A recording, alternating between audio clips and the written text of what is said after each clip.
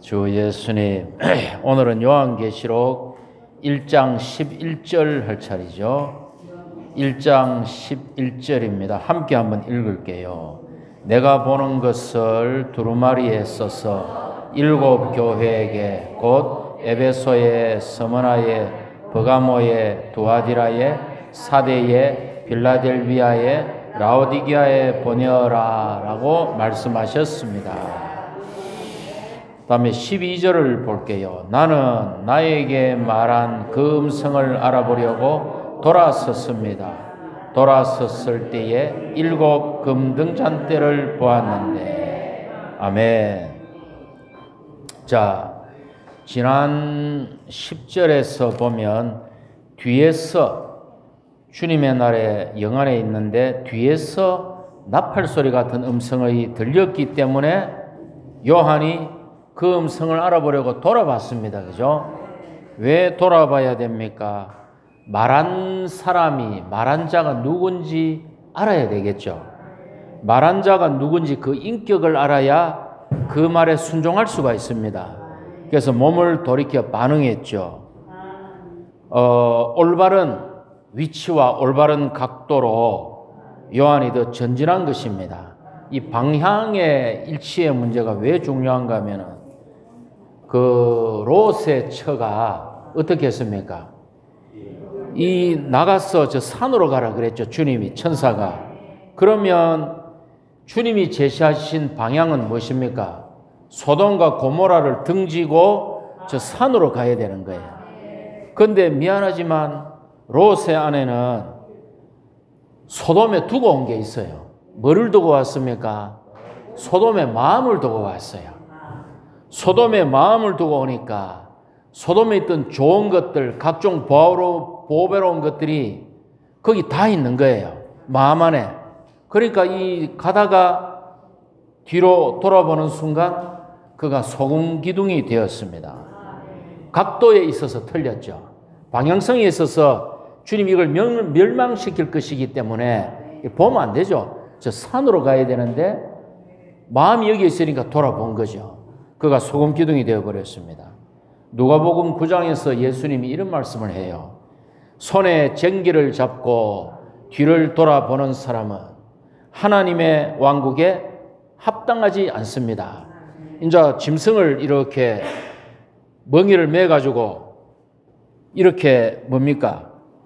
밭을 갈고 있죠. 그러면 뭐가 생깁니까? 고랑이 생깁니다. 고랑이. 그러면 고랑이 똑바로 나면은 앞을 보고 이렇게 쟁기를 끌어야 되겠죠. 근데 내가 지금 쟁기를 고랑을 바로 팠나 싶어가 돌아보는 순간 어떻게 됩니까? 앞에 고랑이 어떻게 됩니까? 삐뚤삐뚤 되는 것이죠. 그러니까 우리가 한 가지 배워야 될 공과가 있어요. 우리가 교회 안에서 어제 성공했을 수가 있습니다. 또 실패했을 수도 있어요.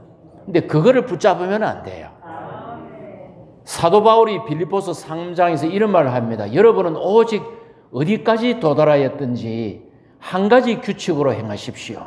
그 한 가지 규칙이 뭡니까? 오직 한 가지 일.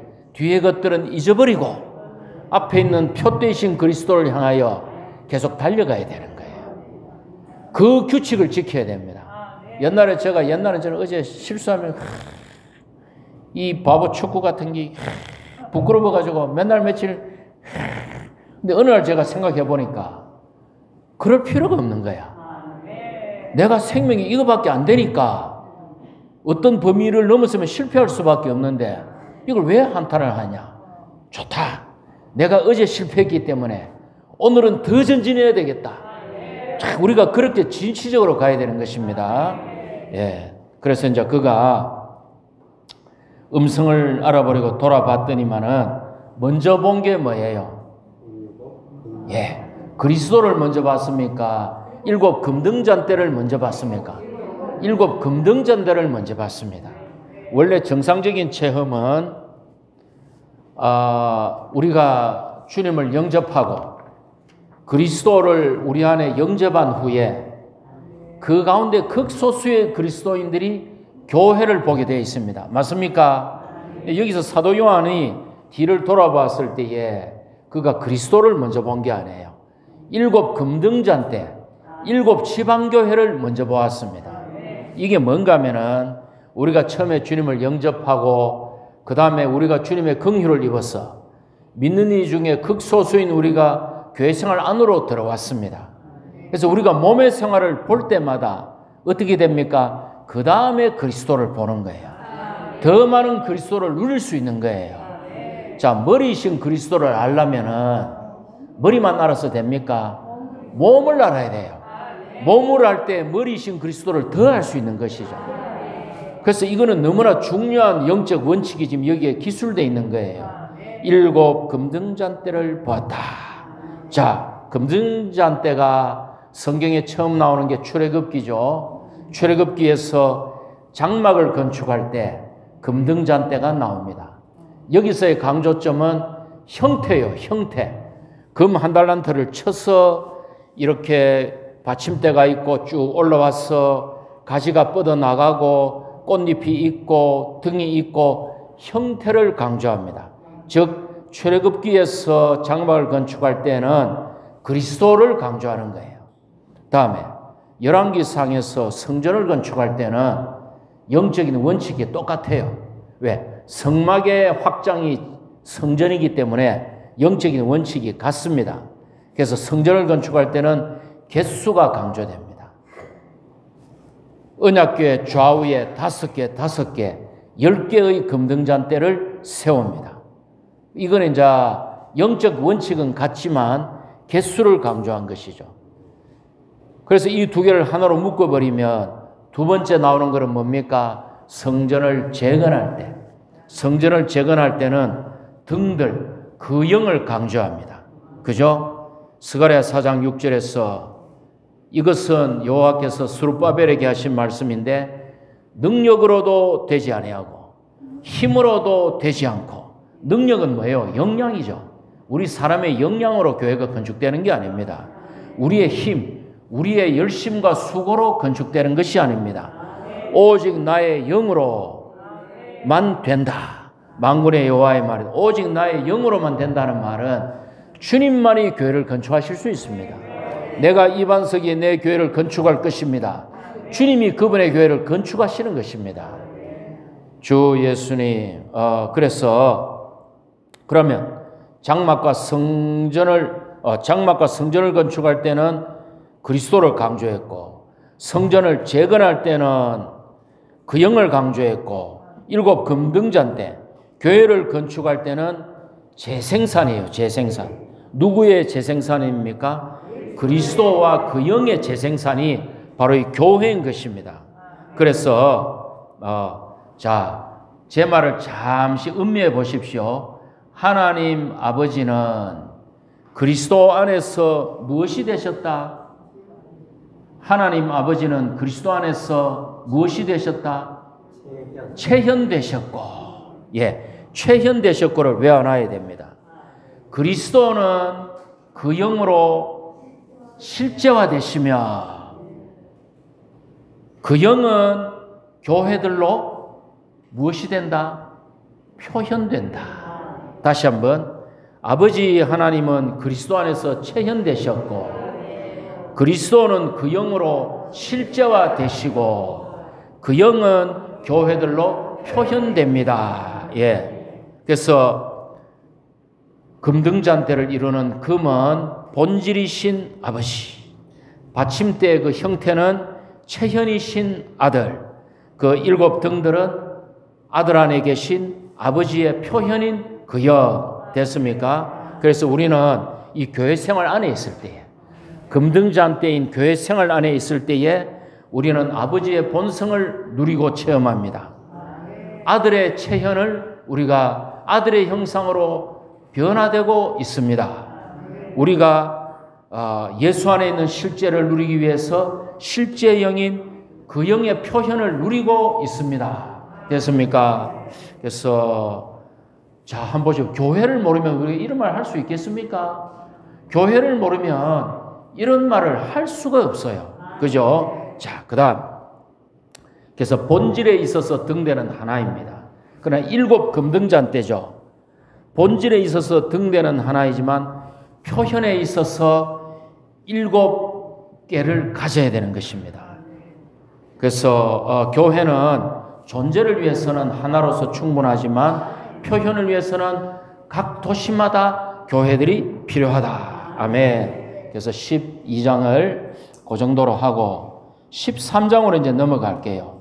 먼저 요한이 교회를 보고 나서 이제 그리스도를 봅니다. 그죠? 13장만 읽어볼게요. 13절. 그 등잔대들 가운데 사람의 아들과 같은 분께서 발까지 닿는 옷을 입으시고 가슴에는 금띠를 띠고 계셨습니다. 자, 13절에서 16절까지는 그리스도에 대해서 상세히 묘사합니다. 이건 칠판에 좀 판서를 할게요. 자, 먼저 13절에 이 그리스도가 어떤 분입니까? 사람의 아들과 같은 분. 맞습니까? 왜 사람의 아들이라 안 하고 사람의 아들과 같은 분이라고 했습니까? 우리 솔로몬 좀 대답해 보실래요? 왜 사람의 아들이 아니고 사람의 아들과 같은 분입니까? 모르면 빨리 모른다 해야 시간이 가지. 아멘. 자매님 희생양으로 삼은 겁니다. 자매님 아시는데 갑자기 물어보니까 모르는 거예요. 왜? 사람의 아들과 같은 분이라 한 이유는 이분이 영광 안에 계신 그리스도이기 때문에 보니까 이게 헷갈리는 거야. 이 사람의 아들인데 영광 안에 계신 하나님 사람이기 때문에 이 사람과 안 같은 모습도 있겠죠. 그 뒤에는 눈은 불꽃과 같고. 그래서 사람의 아들과 같은 분. 그래서 이 사람의 아들과 같은 분은 사람의 아들입니다. 결국은 이분은 영광 안에 계신 하나님 사람이에요. 자, 다니엘서 3장에 어떤 사건이 일어납니까? 다니엘의 세 친구들이 금신상에게 그 느부갓네살이라는 금신상에게 절을 하지 않으니까 느부갓네살이 그 풀무불 속에 집어던졌죠. 얼마나 뜨거운지 옆에서 잡아서 넣던 사람들이 다 죽어버렸어요. 그런데 불 속을 보니까 4사람이 걸어다니고 있어. 근데 그 중에 한 사람이 누굽니까? 신들의 아들과 같은 사람이 불 속에서 거닐고 계십니다. 다니엘서 3장에는 신들의 아들과 같은 영광 안에 계신 그리스도가 불 속을 거닐고 계세요. 그런데 계시록 1장에는 사람의 아들과 같은 분이 교회들 가운데 거닐고 계십니다. 자, 13절에는 그냥 계시다 되어 있는데 2장 1절에 가보면 7 금등잔대 가운데를 거니는 이가 이렇게 말한다. 그러니까 사람의 아들과 같은 분이 인자가 교회들 가운데 지금 걷고 계십니다. 주님이 포항교회를 점검하면서 이 금등잔대들 사이에서 이 인자이신 영광 안에 계신 대제사장이신 그리스도가 걷고 계신 거예요. 왜 이분이 인자입니까?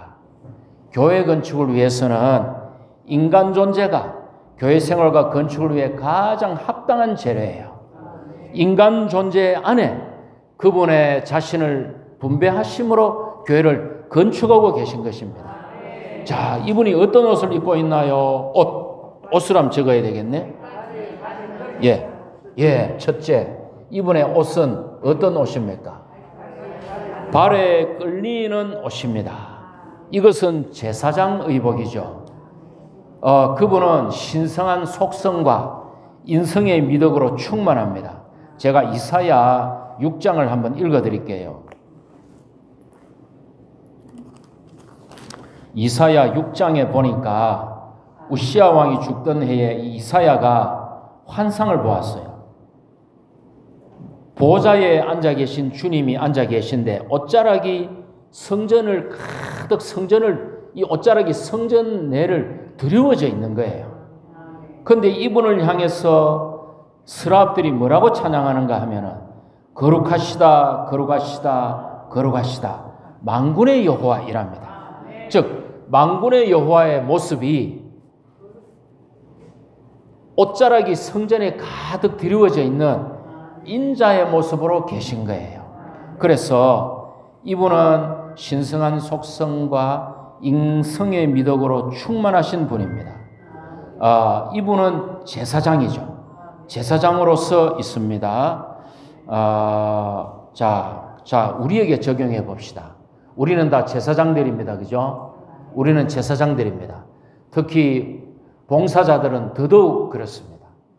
그런데 우리가 발에 끌리는 옷을 입지 않으면 봉사자들이 자신을 드러내면 됩니까? 안 됩니까?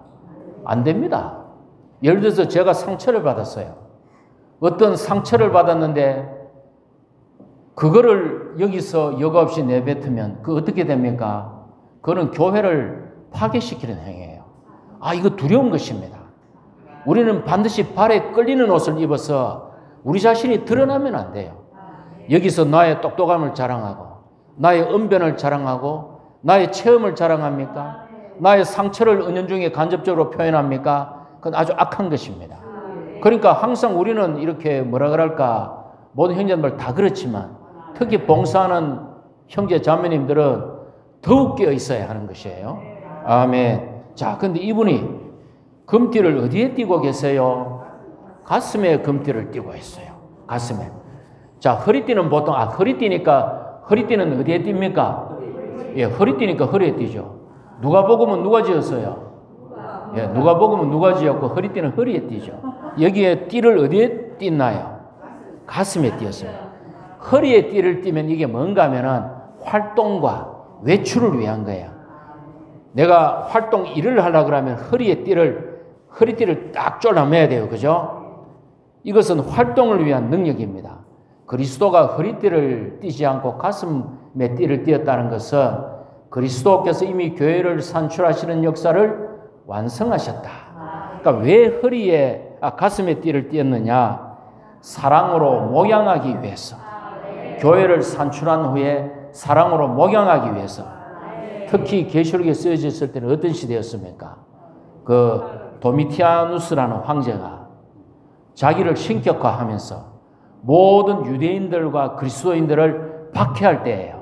이때 더더욱 뭐가 필요합니까? 목양이 필요하죠.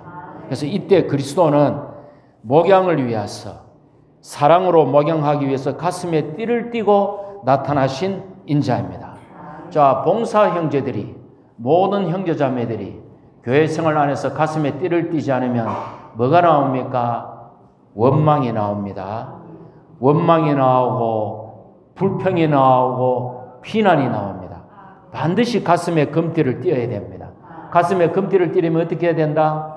아침에 깨자마자 오 주 예수님, 오 주 예수님, 영을 사용해야 돼요. 영을 사용하면서 주님을 사랑합니다. 우리 아침에 라면은 막 기지개 키잖아요. 육신도 영을 이렇게 워밍업 시켜야 돼요. 오 주 예수님, 오 주 예수님. 물 한 잔 먹으면서 오 주 예수님. 그리고 아침봉을 하는 거죠. 입을 열고 마음을 열고 영을 열어서 아침봉을 해가지고 그럴 때 우리 가슴에 금띠가 생깁니다. 안 그러면 이게 우리가 어려워져요. 그죠? 자, 그래서 됐습니다. 두 번째, 이제 이분의 머리와 머리털은 두 번째, 머리와 머리털이 있습니다. 머리에 대해서 제가 이만큼 준비해 왔는데 시간 관계상 건너뛰겠습니다. 머리털로 바로 넘어갈게요. 자, 근데 이 머리털이 14절에 보면 흰 양털과 눈같이 희다. 흰 양털은 생명의 본성을 의미하고 흰 눈은 하늘에서 내리는 하늘을 근원으로 합니다. 주님의 흰 머리털은 그리스도의 노화를 얘기하는 것이 아니고 그리스도의 태고성을 상징합니다. 맞습니까? 그럼 이것을 합치면 그리스도의 머리털과 머리가 흰 양털과 눈같이 희다는 것은 그리스도께서 태고적부터 영원전부터 계신 분으로서 그분의 본성은 하늘에 속했고 그분은 생명이 성숙한 분으로서 우리에게 나타나는 것입니다. 그래서 계시록 19장에 보면 그리스도가 심판의 보좌에 앉아 있죠. 그 보좌의 색깔이 어때요? 계시록 19장에 크고 흰 보좌죠. 그래서 흰 색깔은 하나님의 색입니다. 다음에 버가모 교회에 이기는 자들에게 주님이 흰 돌을 주죠. 돌은 건축을 위한 것이고 희다는 것은 주님이 그것을 합당하다고 인정한 것입니다. 그죠? 그래서 그 헬라 시대 때는 이랬대요. 재판할 때 헬라 시대 때는 그 법정에서 재판할 때 이 배심원들이 흰 조개 껍데기를 던져가지고 가부관을 결정한대요. 그러니까 희다는 것은 주님 앞에 의롭다고 인정받은 것이죠. 그죠? 그리고 또 계시록 19장에 보면 신부군대가 어떤 옷을 입었어요? 희고 깨끗한 세마포 옷을 입었어요. 그들이 탄 말의 색깔은 흰 말을 탔어요. 그러니까 희다는 것은 주님 하나님 아버지의 의의 표준에 합당하고 생명이 성수가였고 하늘을 근원으로 하고 태고적 붙어 계신 그리스도다. 자, 됐습니까? 세 번째, 이제 발을 봅시다. 발을. 눈을 봐야 되겠네. 눈은. 그분의 눈은 세 번째. 눈은 어떻습니까? 불꽃과 같았으며. 자, 눈에 대해서 한번 볼게요. 계시록 4장 5장에 보면 보좌 앞에 7 등불이 있는데 어린 양의 7 눈과 보좌 앞에 7 등불과 이것이 다 7 영이라고 말하고 있습니다. 즉 등불은 무엇이냐? 등불은 모든 것을 보시고 통찰하는 것이죠. 그러면 불꽃은 뭐예요? 등불과 불꽃은 어떻게 달라요? 등불은 빛비춤을 통한 보시고 통찰하시는 것이고 불꽃은 뭡니까? 태우고 심판하는 겁니다. 그 태움이 강할수록 그 심판이 강할수록 더 정결해지죠. 금의 순도를 어떻게 높입니까? 태우는 거예요. 태우면 불수물이 태워질수록 금의 순도가 높아집니다. 자, 그래서 그분의 그런데 눈이 불꽃 같다는 것이 무슨 말일까요? 눈은 주입이고 그 사람의 인격이죠. 눈이 그 사람의 인격이요. 제가 군대 생활할 때, 제가 병장 때, 하나 밑에 상병이 마음에 안 들었어요. 제가 마음에 안 들었는데, 우리는 많이 맞았지만 때릴 수는 없잖아요. 그래서 제가 내부반에 앉아가지고 그 친구를 계속 봤어요. 왔다 갔다 하는데 계속 내가 쳐다봤어요. 어느 순간에 눈치를 채었어, 지가. 그때 어떻게 됩니까? 내가 지를 계속 보고 있으니까 아주 심상찮다. 동작이 달라지거든. 동작이 달라지고 막 내 눈치를 슬슬 보면서 막 동작이 달라져요. 왜? 눈 언저리에 그 사람의 인격이 이게 물론 안 좋은 겁니다. 안 좋은 건데 눈 언저리에 그 사람의 인격이 있어요. 그분의 눈이 불꽃 같다는 말은 뭐예요? 우리가 그분의 눈 언저리를 볼 때마다 우리가 심판받고 태워지는 것이에요. 그래서 우리가 사실은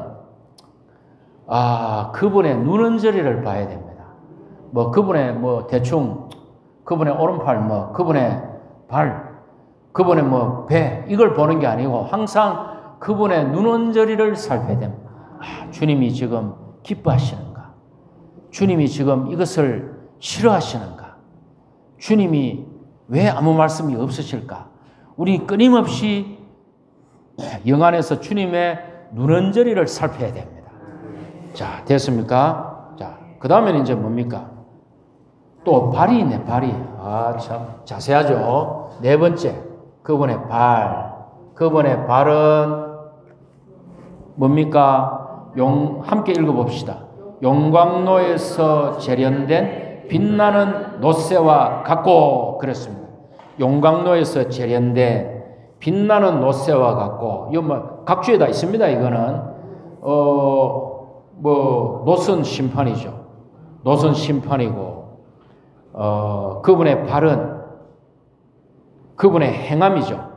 그리스도가 인성을 입고 이 땅에 행할 때에 그리스도는 심판받고 시험받고 고난받고 연단되어 이러한 신성한 심판을 집행할 자격을 인성을 입고 그분이 획득하셨습니다.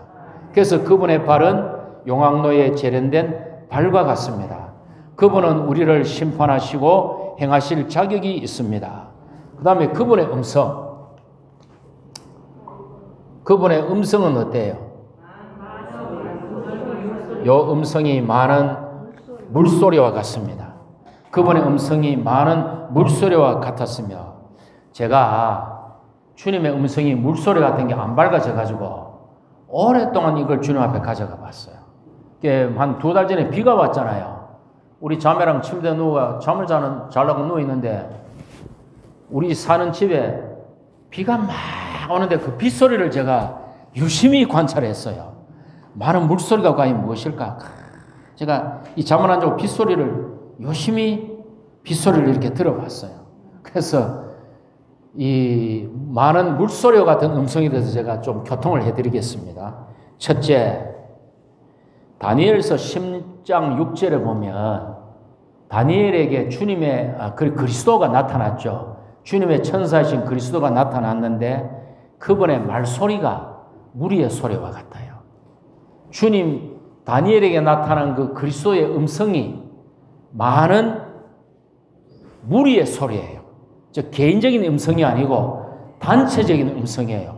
많은 무리의 소리와 같아요. 그 다음에 계시록 19장 6절에 보면 계시록 19장 6절에 이런 말이 나옵니다. 또 나는 큰 무리의 음성과도 같고, 자, 큰 무리의 음성과도 같고, 근데 또 다르게 들어보니까 많은 물소리와도 같으며, 또 이 소리가 어떻게 들리느냐? 큰 천둥 소리와도 같은 소리로 말하는 것을 들었습니다. 이런 말을 해요, 요한이. 즉, 무리의 음성과 많은, 여기다 적을게요. 무리의 음성과, 이게 어떻게 들으면 무리의 음성이에요. 어떻게 들으면 많은 물소리예요. 뭐 천둥 소리는 생략할게요. 여기는 물소리로 나와 있으니까. 자, 그러면 이제 물에 대해서 제가 말씀드리겠습니다. 물은 우리를 끝냅니다. 아멘 하십니까? 로마서 6장 3절에서 그리스도 예수님 안으로 침례를 받은 우리 모두가 그분의 죽음 안으로 침례를 받았다는 것을 여러분은 모르십니까? 첫째, 물은 우리를 끝냅니다. 됐습니까? 두 번째, 물은 생명을 공급합니다. 창세기 2장에 에덴 동산에서 비손, 기혼, 히데겔, 유브라데 온 땅을 적시고 산출하고 소성하죠. 물은 우리를 생명을 공급합니다. 또 요한복음 4장 14절에서 주님이 뭐라 그럽니까? 이 물을 마시는 자마다 다시 목마르겠지만 내가 주는 물을 마시는 사람은 영원히 목마르지 않을 것입니다. 또 요한복음 7장 38절에서 뭐라 그럽니까? 누구든지 목마르거든 내게로 와서 마시십시오. 성경에 이른 대로 누구든지 나를 믿는 자는 성경에 이른 대로 그 속존재의 깊은 곳에서 생수의 강들이 흘러나올 것입니다. 그러니까 물은 첫째 우리를 끝내요. 둘째, 물은 우리를 생명을 공급해요. 자, 그러면 이제 제가 또 결론을 내겠습니다. 영적으로 어떤 형제 자매의 음성이 물소리와 같아요. 그러면 그 형제 자매는 어떤 사람입니까? 자아가 끝나고 그 영의 생명 공급 안에 사는 지체입니다. 그 지체의 목소리는 물소리와 같아요. 물은 어떻습니까? 사실 물소리가 왜 나는가 하면은 빗소리가 왜 나는가 하면 땅에 부딪힐 때 소리가 나는 거예요. 물소리가 왜 나는가 하면은 돌 위를 흐를 때 그 마찰하는 소리예요. 그러니까 그 사람의 음성이 물과 같다는 것은 이 사람은 모든 상황에서 물은 어떻게 합니까? 물은 안 싸워요. 물은 막히면 옆으로 우회해야 합니다. 옆으로 우회 못하면 땅으로 스며들어서 솟아나요. 그것도 안 되면 하늘로 증발해서 비로 내려요. 이런 형제자매들이 그 음성이 물과 같은 사람입니다. 막 교회 안에서 싸우고 그게 아이고 이 물소리가 아니야. 그거는 물소리 같은 사람은 이런 사람이에요. 그런데 많은 물소리죠. 많은 물소리가 뭡니까? 주님이 말씀하실 때 그분의 음성은 역대로 주님을 사랑했던 수많은 사람들의 음성과 함께 단체적으로 말하는 게 많은 물소리예요. 오늘날 성령과 신부가 말씀하시기를 이게 물소리예요. 주님은 오늘날 개인으로 말씀하지 않습니다. 교회 안에서 지체들을 통하여 몸을 통해서 말씀하시죠. 이게 많은 물소리예요. 이거는 우리가 교회 생활을 하지 않으면 밝아질 수 없는 부분이에요. 됐습니까? 자, 모든 성도들 안에 흐르는 흐름은 어디로 흐르고 있나요? 자, 모든 물은 바다로 흐르듯 모든 성도들 안에 있는 흐름은 어디로 흐릅니까? 최종적으로 어디로 흐릅니까?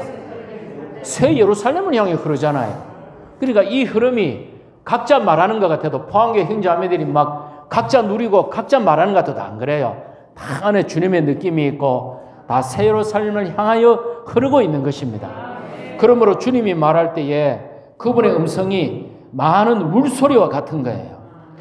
제가 이게 밝아지기 위해서 빗소리도 들어보고 물소리도 들어보고 연구 많이 했습니다. 예. 예. 그렇습니다. 아멘 좀 되십니까? 아멘, 할렐루야. 그래서 우리는 오늘날 개인적인 그리스도가 아니고, 그러니까 우리가 어떻게 해야 됩니까? 그 음성에 우리가 대해줘야 되겠죠. 주여 떡볶이가 먹고 싶어요. 이런 말 하면 안 되고, 주여 당신의 뜻과 목적을 위해서 우리가 주님만을 사랑합니다 할 때, 이 말이 주님이 말씀하실 때 주님의 음성과 합쳐서 나오는 거예요. 맞습니까? 아멘. 자, 16절로 넘어갈게요. 함께 읽어보겠습니다. 그분의 오른손에는 7별이 있고 그분의 입에서는 양날이 선 날카로운 칼이 나오며 그분의 얼굴은 해가 힘있게 비치는 것 같습니다. 자, 6번째. 그분의 손, 오른손. 또 7번째. 입. 또 8번째. 그분의 얼굴. 그분의 손은 오른손에 7별을 붙잡고 계십니다. 오른손은 하나님의 능력과 그분의 능숙하심. 스데반이 보니까, 순교하신 스데반이 보니까 하나님 보좌 오른편에 인자께서 서 계신 것을 보셨어요. 오른손은 하나님의 능력. 그 손으로 그분의 능숙한 능력의 손으로 7별을 붙잡고 계십니다. 자, 등잔대들은 무엇을 위한 것? 등잔대들은 빛을 내기 위한 것. 7별은 무엇을 위한 것? 빛을 내기 위한 것이지. 반짝반짝 작은 별은 빛을 내기 위한 것이죠. 그런데 등잔대들은 단체적인 빛이죠. 별들은 개인적인 빛입니다. 하락의 시기에는 어떻게 해야 됩니까? 하락의 시기에는 교회가 빛나야 할 뿐만 아니라 개인이 다 빛나야 돼요. 여기 계신 형제자매님들이 다 이기는 이들로서 별처럼 빛이 나야 돼요. 침침하게 저기 별인지 저기 뭔지 이러면 안 되겠죠. 별처럼 빛나는 우리 모두가 되기를 원합니다. 하락의 시기에는 교회가 빛나야 될 뿐만 아니라 이기는 이들이 빛을 나야 돼요. 왜 제어하는 것이 사라집니까? 불법의 비밀이, 지금은 불법의 비밀을 제어하는 게 있어요. 뭐가 제어하겠습니까? 교회가 제어합니다. 근데 이기는 이들이 다 휴거해버려요. 제어가 안 됩니다. 그때 사탄이 활개를 치는 거예요. 왜? 교회 안에 이기는 이들이 휴거돼 버렸기 때문에 제어할 능력이 없어. 사탄이 활개를 치는 거예요. 지금은 불법의 비밀을 제어하는 게 있어요. 그게 교회고 교회 안에 이기는 이들이에요. 됐습니까? 형제자매들 환난 때 여기 있고 싶어요. 저는 올라갈 건데. 올라가셔야 되죠. 다 올라가야 이놈을 막 작살을 낼 거 아닙니까? 그죠? 교회 생활은 무조건 진취적으로, 아까 제가 말씀드렸잖아. 전진 또 전진. 우리에게 후퇴는 없어요. 돌격도 앞으로, 돌격도 돌격. 계속 전진, 중단 없는 전진, 계속 공격. 그것이 우리 회복 안에 있는 성도들입니다. 예. 자, 그래서 7별, 손 했습니다. 손 해서 입. 자, 입에서는 양날이 선 날카로운 칼이 나옵니다. 말씀의 기능이 칼로 표현된다는 것은 죽이는 것이죠. 그러면 말씀은 첫째 우리의 양식이죠.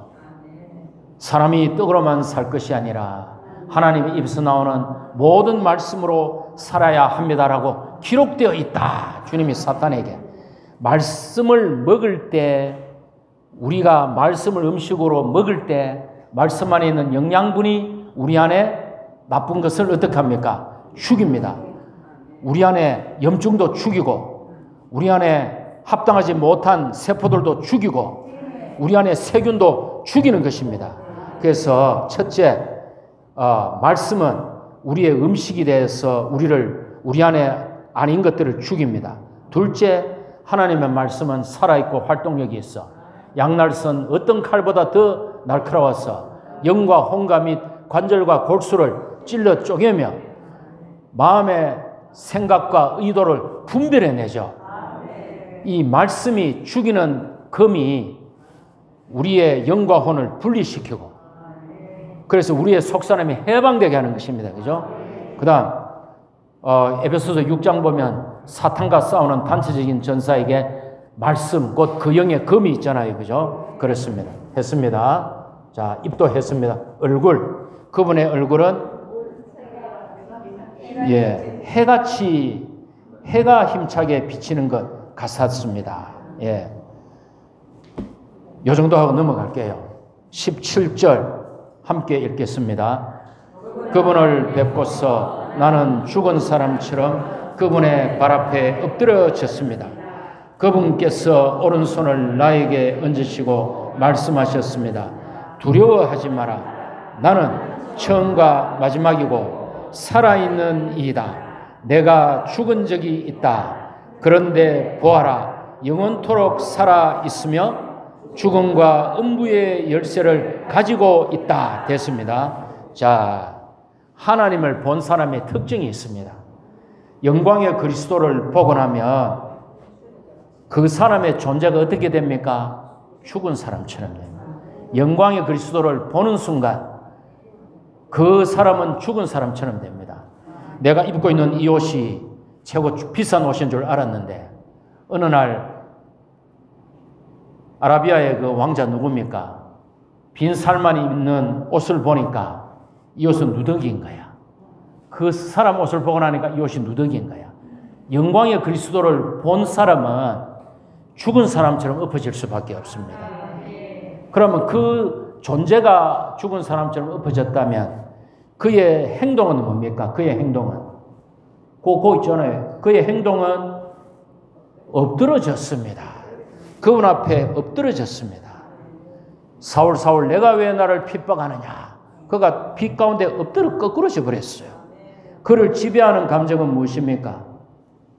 그를 지배하는 감정은 두려워하지 마라 했으니까 두려워한 것이죠. 됐습니까? 이해되시죠? 자, 주님의 영광을 본 사람은 죽은 자 같이 됩니다. 자기 자신이 아무것도 아닌 것을 보게 됩니다. 그리고 땅에 엎드러집니다. 그리고 주님에 대한 두려움이 생깁니다. 주님이 너무나 무서운 분입니다. 주님은 사랑스러운 분이지만 너무나 두렵고 무서운 분입니다. 근데 두려운 가운데만 있으면 안 되겠죠. 그 다음에 더 전진해야 됩니다. 뭘 전진해야 됩니까? 여기 얘기하죠. 일어나 이 일을 기록하여라. 이것을 전달하여라. 할 일이 있습니다. 그죠? 두려워해서는 거기서 더 전진해야 합니다. 이것도 다 빼겠습니다. 많이는 다 뺄게요.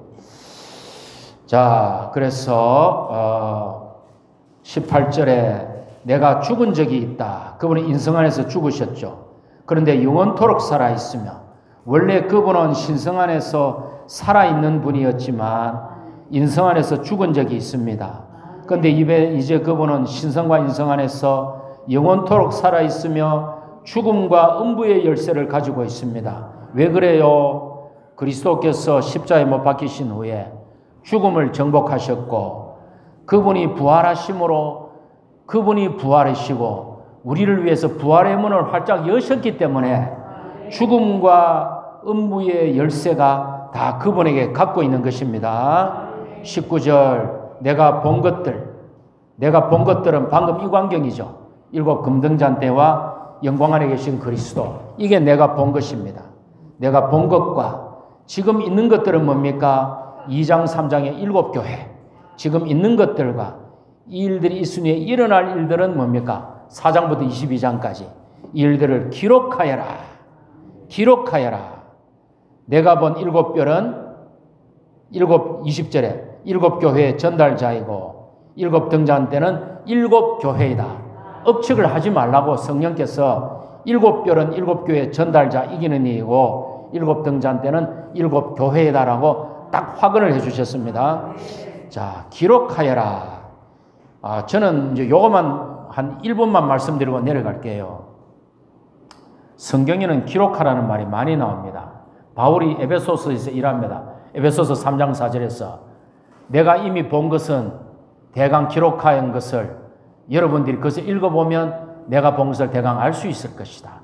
이 기록이 중요합니다. 형제자매들이 신언을 합니다. 신언하는데 어떤 형제자매들 이거 무슨 제가 정지하는 영어로 말하는 게 아닙니다. 우리 형제님이 일어나가지고 신언을 하는데 그냥 신언해버려요. 그냥 교통해버려요. 그 형제자매 안에는 내가 신언함으로 교회를 건축하겠다는 인식이 부족해요. 내 신언으로 교회를 건축하려면 어떻게 해야 됩니까? 제발 신언 노트를 좀 작성하십시오. 이게 위트니스리 형제님이 우리에게 주신 말씀이에요. 신언 노트를 작성해가지고 저 같은 경우는 2번, 3번 작성해요. 연습장에 작성합니다. 연습장에 작성해가지고 이거 빼고 이번은 약한에 더하고 빼고 더하고 빼고 더하고 고친 후에 그거를 시간을 재보면서 제가 연습을 해봐요. 내 시간을 초과했네. 요 부분 좀 빼지.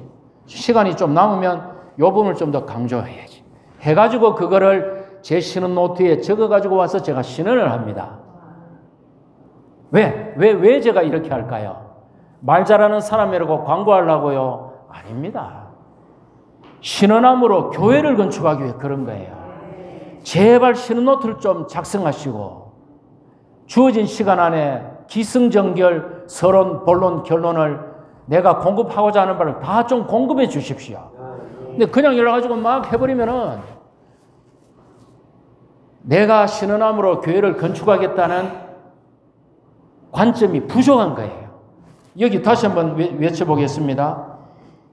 자, 기록하여라만 함께 영을상에 외치겠습니다. 기록하여라. 예, 제발 기록해 주십시오. 우리에게 있는 이 성경은 사도들이 기록했기 때문에 우리에게 성경이 온 것입니다. 아멘. 아멘. 여기까지만 할게요.